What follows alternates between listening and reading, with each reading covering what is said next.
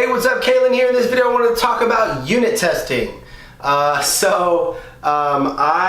sometimes get made fun of for not being super into testing. I'm kind of one of those move fast and break things types, which that expression now, after all of the Facebook stuff that's gone on, is maybe not the most flattering expression. But my thoughts on it, look, I'm not the best developer in the world by any stretch of the imagination, but there's a saying, a man with an experience is not at the mercy of a man with an argument. I think that's the expression. And so I just come at it from my experience of having had, built a couple of businesses around software products and having had a moderate amount of success to the, whatever success you had, if it's to the, point that you're happy with it, then, hey, like you're doing something right? If you're not happy with where you're at, you need to do something a little bit differently. So I think that for a solo developer that's bootstrapping things, do you have to do unit testing? No, you don't. I mean, there's no physical law of the universe that says you have to do unit testing. If you're building a product, and in my opinion, the most important thing is iterating on your product. UX is very important, especially if you're solo. There's not a whole lot you can do in the unit testing department there that you have to figure out. Talking to customers is important. Figuring out how to market. There's so many things that are important. I would say I would put unit. Again, this is specifically I'm talking about my experience as a solo developer for a very, very, very small business on the scale of things, and talking to developers that are doing the same. So, are there scenarios where unit testing is an absolute must? Yes, definitely.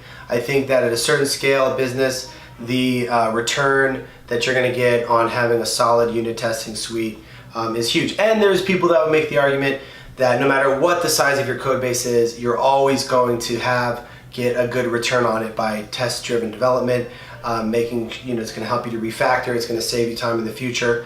And there's people that will totally make that argument. And again, I'm not any kind of authority on like what it is to be a good developer. But at the end of the day, if your product works and it makes people money, that's all that matters. On some level, that's all that. Sure, of course, technical debt matters, maintaining it over time matters, all those things matter. But on a simple level, if it's making people money and they're happy, that's all that matters. Nobody cares if there's tests or not. Now that said, I'll be honest, probably one of the reasons why I sold my business MageMail when I did, instead of growing it bigger and things like that, was because of things like technical debt, having to deal with issues that come up and the stress related to, maybe some unknown issues in the system that, might come up. You're on vacation, you're worried about things breaking, and you can jump in and fix them when you need to, but that stress there is definitely something that's real. And if I would have, been better about refactoring, unit testing, things like that, that could have, it could have made those types of issues easier to deal with. So there's definitely real benefit there, I'm not gonna lie. But that's, sort of my take on it. Some people say, hey, if you're not unit testing, you're not doing it right. You might as well not even be developing. You might as well be doing underwater basket weaving. And that's not exactly my take on it. And there's also lots of different types of testing. I talk a little bit about UX. And so I think if you're so focused on unit testing, you can be a little bit pigeonholed where make sure all my tests are green. Oh, by the way, I didn't even pay attention to the fact that, this image is super pixelated, or it's a horrible image, or the UX flow is horrible. So, you've got unit testing and functional testing and all sorts of other types of testing, but specifically as a solo developer, you got to be worried about everything. You got to be worried about marketing. I've been doing a bunch of LinkedIn videos and stuff like that, and I'm not doing any unit testing, on the code that I'm writing. But when I post the clip, I'm looking at it and I'm thinking like, well, wait a sec. And to me, feedback is big. So I got feedback on, when I was posting these teaser clips, and at the end of the teaser clip, it wasn't obvious that you could click to see the rest of the clip. So I just added text at the end of the clip that says click to see the full video. And that was off of feedback I got that, you know, was iterating off of feedback that I got. So I almost think that for a solo developer, early stage, pay more attention to feedback that you're getting. I think that, and it's not that you can't do both. You could do both.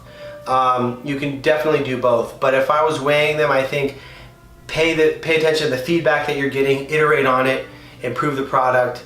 So those are my thoughts. I know I'm probably going to get a few angry comments for poo-pooing on unit testing. But again, all the people that are super into unit testing, hey, if it's working, that's fantastic. There's a lot of great pros for it. A lot of people that make that case, the benefits of unit testing, and do a great job of it. I'm just making my case for my very limited experience with what I've done. So those are my thoughts. If you have any questions or comments, please feel free to post. Unless you're like super angry, maybe don't post. But if you're not that angry, feel free to post a question or comment. Thanks for watching. I appreciate it.